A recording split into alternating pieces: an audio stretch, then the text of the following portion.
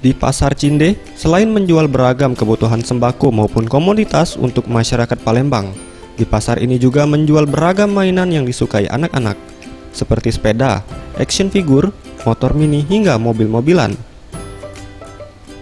Salah satu penjual Resti mengatakan di tempat ini memiliki beragam koleksi mainan murah yang biasa dibeli masyarakat Palembang, di mana untuk harga jual mainan termurah mulai dari 15.000 hingga 3 juta rupiah untuk mainan motor dan mobil mini.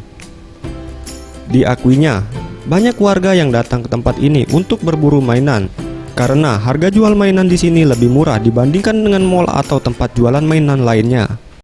Range harga dari mainan yang dijual di sini dari berapa ke berapa? Kalau kita dari 15.000 sampai 2 juta, 3 jutaan.